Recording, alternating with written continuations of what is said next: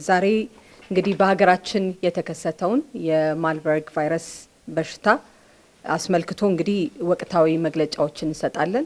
በተለይ በባለፉት ከህዳር 3 ጀምሮ ለህብረተሰቡ መረጃዎችን ያሳወቀን ቆይተናል። ነገር ግን በአጠቃላይ በዚህ ዙሪያ ለማህበረሰባችን ጠቅላላ ያለ መረጃዎችን ለመስጠትና ዛሬ ላይ ያለንበት ነባራዊ ሁኔታ ምን ይመስላል የሚለውን እንድናይ ነው ዛሬ መጣ ነው። በደቡብ ኢትዮጵያ ክልል እንግዲህ ለህክምና በመጡ ታማሚዎች ላይ በተደረገ ምርመራ የማርበርግ በሽታ ወይም ደግሞ የማርበርግ ቫይረስ በሽታ መከሰቱን እንግዲህ ጤና ሚኒስቴር ከህብረተሰብ ጤና ኢንስቲትዩት ጋር በመሆን ከህዳር 3 2018 ዓ.ም ጀምሮ ባወጣው ወቅታዊ መግለጫችን ላይ ማሳወቃችን ይታወሳል።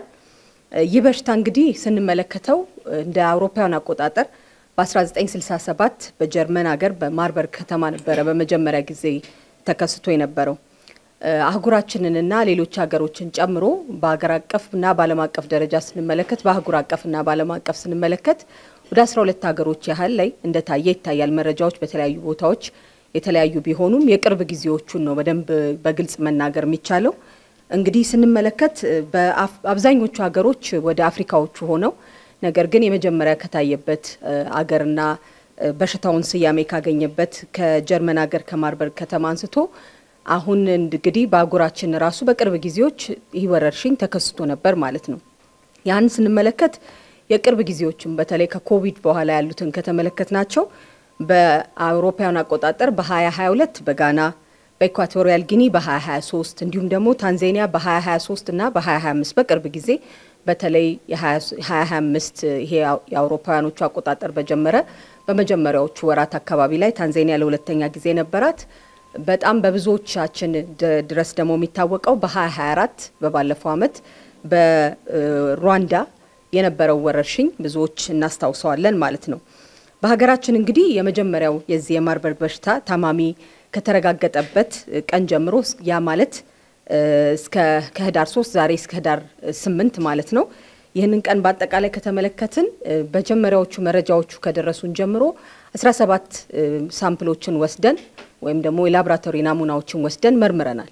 ከዛ ውስጥ 3 በላብራቶሪ ምርመራው ፖዚቲቭ የሆኑ እንደነበሩን ማረጋገጥ ችለናል። እነዛኑ ደግሞ በሀገራችን አቅም ለመጀመሪያ ጊዜ በተለይ ደግሞ ከፍተኛ የሆነ የቴክኖሎጂ ጭማሪ ባረግንበት በላብራቶሪ አቅም በደንብ ሲኳንስ ካደረግን በኋላ በዚህ በሽታ ያለበትን ደግሞ የቫይረሱን ዘረመል ለይተን የማርበርግ ቫይረስ በሽታ መሆኑን መለየት ችለናል ማለት ነው። መጀመሪያ ይሄ ሄሞራጂክ ፊቨር የምንለው ከሱ ጋር የብዙ ናቸው በዛ ውስጥ የሚጠሩት ነገር ግን አጥብበን የትኛው ዘር ነው ከዛ ውስጥ የሆነው የሚለውን ለይተን ለህብረተሰባችንም የትኛውን በሽታ ማከም እንዳለብን የትኛውንም አይነት ጥንቃቄ መደረግ እንዳለበት ለመግለጽ ተችሏል። እስካሁን እንግዲህ በመጠርጠር ደረጃ በበሽታው በመጠርጠር ደረጃ ከተባለ በ6 ሰዎች የማርበርግ ቫይረስ በሽታ ምልክቶች አሳይተው ህይወታቸው ያለፈ ሲሆን ነገር ግን በትክክለኛ በላብራቶሪ ያረጋግጠነው የነበረው የ3ቱን ብቻ ነው ማለት ነው። ያ ግን በአጠቃላይ የነበረ የታሪክ ቅኝታቸውን ስንመለከት የንክኪ ሌሎች ነገሮች ያሏቸው ስለሚሆን 3 በፕሪዚምቲቭ በእኛ በሜዲካል እና በክሊኒካል ዳያግኖሲሱ ስንጠራው ተጠርጣሪነት በመንለው ማለት ነው። ነገር ግን 3ቱ በክሊኒካል ላብራቶሪያቸውም የዘረመል ምርመራውን የሚያደርግንባት ከ17 ምርመራዎች 3 ፖዚቲቭ ሆኗል ያልናቸው እነዚህን ይጨምራል ማለት ነው። ከዛ ከ17 ውስጥ እንግዲህ 3 ብቻ ፖዚቲቭ ሌሎቹ እስካሁን ያሉን ሳምፕሎች እስካሁን ነፃ ነው የሚያሳየን ማለት ነው። በሽታው ምልክቶች ካሳዩ ሰዎች ጋር ንክኪ ያላቸውን ሰዎች የመለየት ከዛም ደግሞ ክትትል ማድረግ ስራዎች ደግሞ በሰፊው እየተሰራ ነው ያለው። ወረርሽኙ እንግዲህ በደቡብ ክልል በጅንካ ከተማ ከታየ በኋላ የነዚህ ሰዎች ጋር ንክኪ የነበራቸውን ቦታዎች በደንብ መለየት ለይቶ ማቆየቶች ስራ ደግሞ መስራት ከሁሉም ጋር በማናበብ እየሰራን ያለ ነው። ወረርሽኙ እንግዲህ በአጭር ጊዜ ለመቆጣጠር ህብረተሰባችን ጤና አጠባበቅ ላይ ከጤና ሚኒስቴርና እንዲሁም ደግሞ ከሁሉም ከክልል ጤና ቢሮዎችና ከክልል የህብረተሰብ ጤና ኢንስቲትዩሽኖች ጋር በመሆን ከባለድርሻ አካላት ጋር ከፍተኛ የሆኑ የዝግጅት የቅኝት እና ምላሾቻችንን በአፋጣኝ እያደረግን እንገኛለን። በየደረጃውም ደግሞ የተቋቋሙ የድንገተኛ የህብረተሰብ ጤና አደጋ ማስተባበሪያ ተቋማትን እና ማዕከላትን ጀምረናል። ይሄ በሁሉ ጊዜ በዝግጁነት የሚቆይ ነገር ግን ምንም አይነት የወረርሽኝ ምልክቶች ሲኖሩ ወደ ስራ በፍጥነት እንዲገቡ የሚደረጉ አክቲቬት ማድረግ ማለት ነው ያንን አስጀምረናል ማለት ነው በዚህም እንግዲህ ይህ አገልግሎት ሰጪ ቡድናችን ከዚህም ወደ ክልሎች ድጋፍ በሚፈልጉበት ቦታ በመላክ ወደ ደቡብ ክልል ወደ ጅንካ ዞን የመላክ ስራዎቻችንን ሰርተናል ታማሚዎች ወይም ይሄ ምልክት አሳይተው የነበሩ ሰዎች ሄደውባቸው ነበር ሚሉት ወይ አግኝተዋቸው የነበሩትን ሰዎች የቅኝትና የመለየት ስራዎቻችንንም በሰፊው እየሰራን ነው ማለት ነው እንደ ሀገር እንግዲህ በሽታውን ለመመርመር የሚያስችል የላብራቶሪ አቅም ከመገንባት በተጨማሪ በአሁኑ ወቅት እንግዲህ በህብረተሰብ ጤና ኢንስቲትዩት ተቋማችን ላይ በራስ አቅም ምርመራውን ሙሉ ለሙሉ ማድረግ ችለናል ከዛ በተጨማሪ ደግሞ ወደ ክልሎች ባለሙያዎች በስፋት እንዲሄዱ ማድረግ ችለናል ምክንያቱም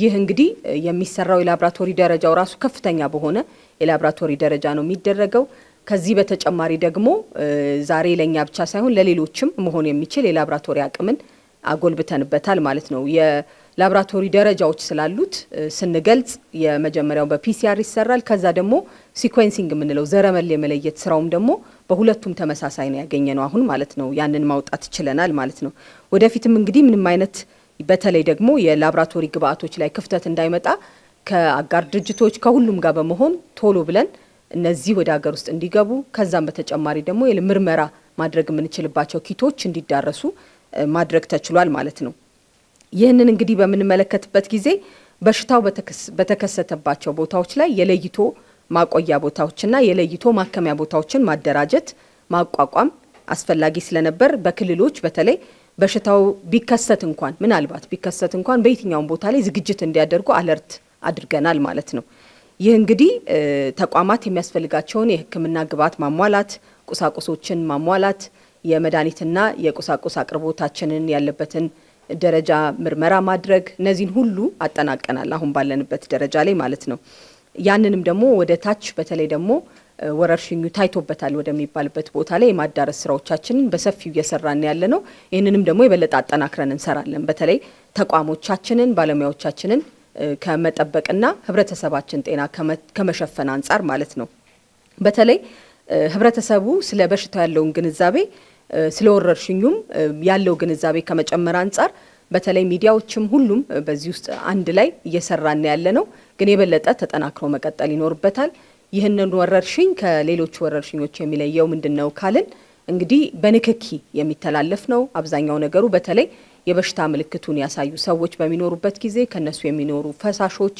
ከነሱ የሚኖሩ የንክኪዎች ጋር የሚተላለፍ ነው እንደ ኮቪድ ጊዜው አይነት አይደለም ማለት ነው አሁን የምንሰጠው ምክር ይሄ በንክኪ ብዙ ነገሩ በንክኪ ስለሚሆን በተለይ ደግሞ ምልክቱ ያላቸው ሰዎች ምልክት በሚኖርበት ሰዓት ነው እንጂ ያኔ ሰዎችን ያዩ ሳይሆን ምልክት በሚኖራቸውና ከምልክቱ በኋላ በተለይ አንድ የምልክት ካሳዩ በኋላ ያሉ ንክኪዎችን መቀነስ ላይ በጣም ጠንካራ የሆነ ስራ መስራት ያስፈልገናል ማለት ነው በአየር የሚተላለፍ አይነት አይደለም ነገር ግን በጣም ተጠጋግቶ የሚኖር ድሮፕሌትስ ምንላቸው አሉ በዛ ጊዜ ግን የመተላለፍ እድሉ ይጨምራል ማለት ነው ስለዚህ ነው እጅን መታጠብ የራስን ንጽህና መጠበቅ መሽታ ምልክቱን ያሳዩ ሰዎች በሚኖሩበት ጊዜ በጣም አላስፈላጊ ንክኪዎችን ሁሉ ጊዜ መቀነስ የሚለውን መስራት የሚያስፈልገው እንግዲህ በሚኒስተር መስሪያ ቤታችንና በተጠሪ ተቋማት እንዲሁም በፌደራል ደረጃ ይህ የራሱ ታስክ ፎርስ ተቋቁሞለት ከክልሎች ጋር በማናበብ ስራዎቻችንን እየሰራን ነው በዚህ ሳምንት እንግዲህ ይሄንን የመጀመሪያውን ካየንበት በምልክቶች ላብራቶሪዎች ከተላኩበት እንግዲህ ሳምንት ባልሞላ ጊዜ ነው ከናንተ ጋር ይሄንን መግለጫ ያያደረግን ያለነው የመለየት የማረጋጋትና ያለንበትን ደረጃ የማወቅ ስራ በደንብ ስለሚያስፈልግ ነበር ከዚህም አንፃር የበሽታው ምልክቶችን የሚያሳይ ሰው እንግዲህ በወቅት ወደ ሕክምና ተቋማት በመሄድ የላብራቶሪ ምርመራዎችን ማድረግ ያስፈልጋል ምልክቶቹ አብዛኞቹ ከሌሎች ምልክቶችም ጋር ተመሳሳይነት ስለሚኖራቸው በተለይ በትኩሳት የጀርባ ህመም እነዚህ ምንላቸው ነገሮች ሲባል ለሌሎች ለጉንፋንም ለሌሎችም ያሉ ምልክቶች ስለሚኖሩ ለየትኛውም ቫይረስ ጥንቃቄ እንደሚደረገው የትኛውም አይነት ሰው ምልክት ሲኖረው ራሱን መጠበቅ ማህበረሰቡን መጠበቅ ያስፈልጋል ይሄ ለሌሎችም የቫይረስ በሽታዎቻችን ያግዘናል ያንን ጥንቃቄ ብናደርግ ነገር ግን የትኛውም ትኩሳት ያለው ሰው ይሄ በሽታ አለው ማለት እንዳልሆነ ያው ማህበረሰቡ ሊረዳ ይገባል ማለት ነው በተለይ ንክኪ ያለባቸው ቦታዎች ላይ የራሱ የሆነ የመተላለፍ አቅም ስላለው እነዚህ አይነት ምልክቶች ሲኖሩ በጣም ጠንካራ የሆነ ንክኪ ምንላቸው በተለይ በበሽታው ተጠቅተው የነበሩ ሰዎችና በበሽታው ታሞ ያሉ ሰዎች በሚኖሩበት ጊዜ ያንን የሚያስታምም ከነዚህ ሰዎች ጋር ንክኪ ያላቸው ሰዎች የበለጠ ጥንቃቄ እንዲያደርጉ ይመከራል ማለት ነው። ከዚህ በተጨማሪ በበሽታው ተጠርጥረው በተለይ በመለያ ተቋማት ያሉ ሰዎች በሚጠየቁበት ጊዜ እንደ ወትሮ ሁሉ ህብረተሰባችን ትብብሩን ሊያደርግ ይገባል ማለት ነው።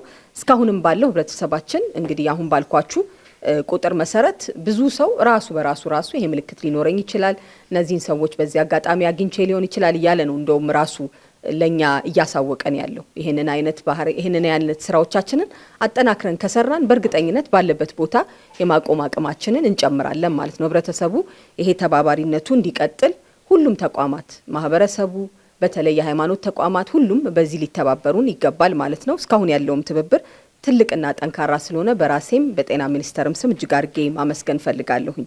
ምልክት ከታየበት ማንኛውም ሰው ጋር ንክኪ በሚኖርበት ጊዜ ደግሞ መከላከያዎችን መጠቀም ያስፈልጋል ማለት ነው። ለዚህ በተለይ የህክምና ተቋማቶቻችንን በግብአት የማሟላት ስራ በጣም በሰፊው የሚሰራ ስራ ነው። አሁንም ጀምረናል። ይሄንንም አጠናክረን እንቀጥላለን። ምክንያቱም ማህበረሰቡም ውስጥ ያሉ ንክኪዎችን በሚኖርበት ጊዜ መቀነስ በሚያስፈልግበት ጊዜ ነዛን መጠቀም ነገር ግን ደግሞ ወደ ተቋማት በሚኖርበት ጊዜ የራሱ ደረጃዎች አሉ የምንጠቀማቸው መሳሪያዎች በሱ ውስጥ የግብአት ማሟላት ስራ እየሰራናቸው አሉ። አብዛኞቹ ግብአቶች አሉ የማዳረስና ህብረተሰቡን የማንቃት የመስራት በእጃቸው ላይ እንዲኖር የማድረግ ስራዎችን ደግሞ ይሄኛውንም ሳምንት አጠናክረን የምንቀጥልበት ይሆናል ማለት ነው። ሁልጊዜ እጅን በአግባቡ መታጠብ በውሃና በሳሙና መታጠብ ለሁሉም በሽታዎቻችን ያግዘናል። ለዚህኛው ደግሞ ምንም የማይተካ ትክክለኛ የሆነ መከላከያ መንገዳችን ስለሆነ እዚህ ላይ ሁሉም ጥንቃቄ ሊያደርግ ያስፈልጋል ማለት ነው። በሳኒታይዘር በሌሎችም ደግሞ መከላከያዎቻችንን ከዚህ በፊት ከኮቪድ የወሰድናቸውን ልምዶቻችንን በመውሰድ ነገር ግን ደግሞ ከበሽታው ከዚህኛው አንፃር ደግሞ ጥንቃቄዎቻችንን አጠናክረን መቀጠል ያስፈልጋል።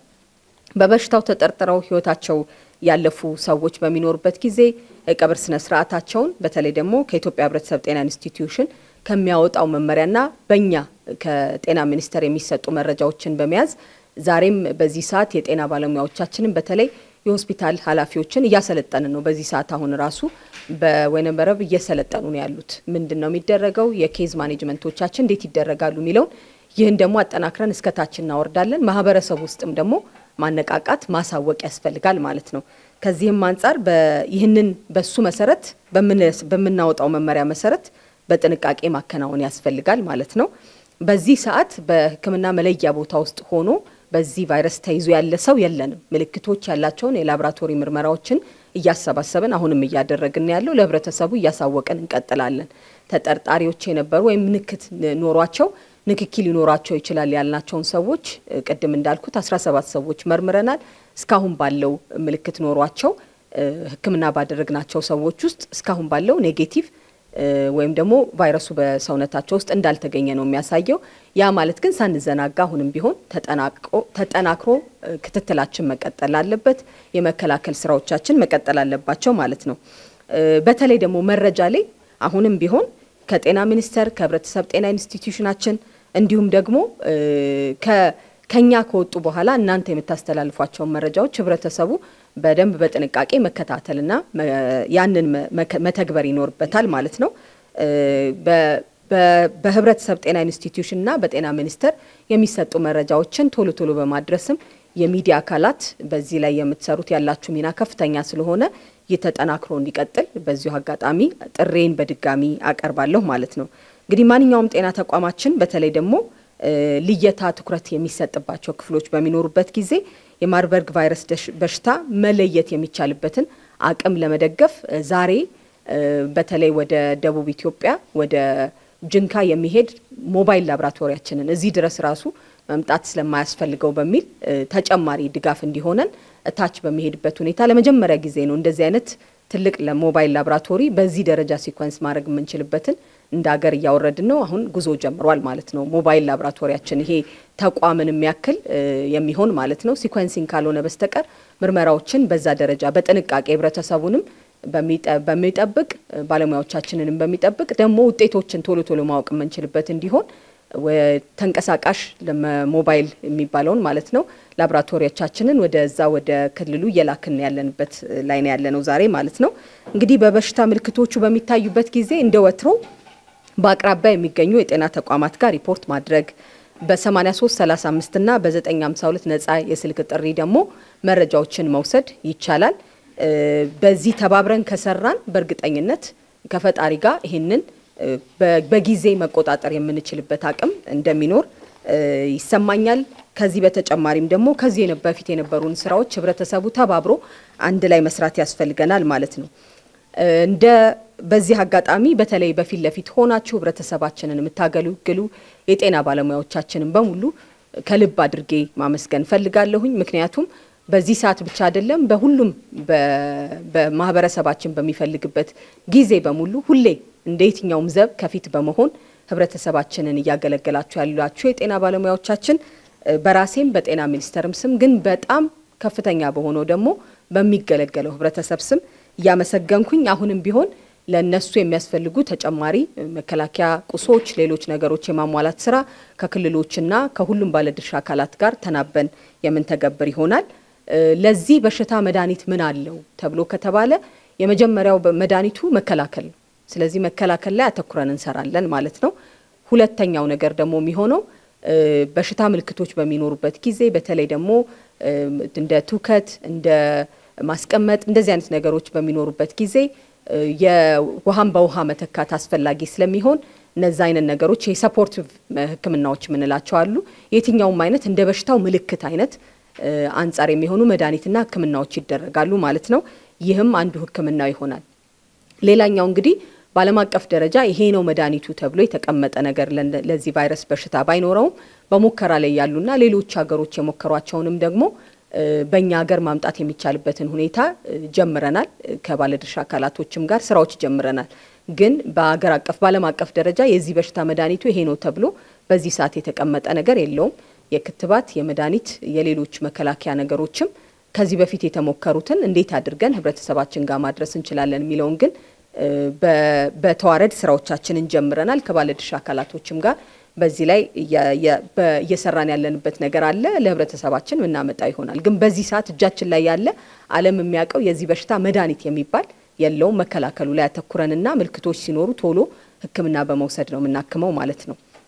ከዚህ በተጨማሪ እንግዲህ በሽታውን ያመጣሉ ብለን የምንላቸው ነገሮች በምንመለከትበት ጊዜ የዚህ በሽታ በተለይ ከሌሊት ወፍ ጋር ተያያዥነት እንዳለው ሳይንሱን ማንም ቢመለከተው ማየት ይችላል። እነዚህ የመጀመሪያ ይዙታል የሚባሉት እነዚህ ናቸው። ከዛ ግን እንዴት ከነሱ ወደ ሰው መጣና ያ ሰው ደግሞ ወደ ሌላ ሰው እንዴት አስተላለፈ የሚለው ነው ማለት ነው ጥናት የምናደርገው። ይሄንን ጥናት ለማድረግ የዋን ሄልዝ ያንድ አጠቃላይ ጤና ቲማችንን አንቀሳቅሰናል። ለህብረተሰባችን ልክ መረጃዎቻችን በደንብ በተጠናከሩ ሰዓት ምናሳውቅ ይሆናል ማለት ነው። በዚህ አስተላላፊነቷ የምትታወቀው የሌሊት ወፍ ስለምትኖር በተለይ በእነዚህ አይነት ቦታዎች ላይ በሽታ ወጣ በሚባልባቸው ቦታዎች ላይ ለበሽታ ተጋላጭነት እንዳይኖር ከነሱ ጋር የሚኖሩ ንክኪዎችን መቀነስ አንዱ መከላከያ መንገድ ይሆናል ማለት ነው። መከላከያ መንገዶች ውስጥ ምንድነው ከተባለ አንዱ እሱ ስለሆነ ነው። ግን እኛ ሀገር ሲመጣ በየቱ ጋር መጣ እንዴት ሆነ የሚለውን ጥናቶቻችን ሙሉ ለሙሉ በሚያልቁበት ጊዜ የምናሳውቅ ይሆናል ማለት ነው። የክልሉን ማህበረሰብ በዚህ አጋጣሚ እጅግ አድርጌ ከልቤ ማመስገን ፈልጋለሁኝ። ተባባሪ ሆኖ በተለይ ምልክቶች ካላቸው ሰዎች ጋር ንክኪ የነበራቸው ሰዎች የመለያና ለይቶ ማቆያ ላይ በመናደርጋቸው ህክምናዎች ውስጥ ተባባሪ ሆነው እየሰሩ ስላሉት ስራ ከልቤ ማመስገን ፈልጋለሁ። ይህም ተጠናክሮ እንዲቀጥል በዚሁ ጠይቃለሁ ማሳሰብም ፈልጋለሁ ማለት ነው። አመራሮች በሁሉ በተዋረድ ልክ ከመጀመሪያው ቀን ጀምሮ ይሄንን ካወቅንበትና ለህብረተሰባችን ካሳወቅንበት ጊዜ ጀምሮ በጣም ተረጋግተው አገልግሎታቸውን እየሰጡ ነው። ጤና ባለሙያዎችም እንደዛው። ይህ እንግዲህ ተጠናክሮ ይቀጥላል። ህብረተሰባችንን ጤና መከላከል መቆጣጠር ከዛ ደግሞ የህብረተሰባችንን ደህንነት በጋራ የመስራት ስራ ስለሚያስፈልግ ከአመራር እስከ ክልሉ ማህበረሰብ በእያንዳንዱ ቦታ ላይ ያለ ደግሞ ባለሙያን ባንድ ላይ የምንሰራው ነው።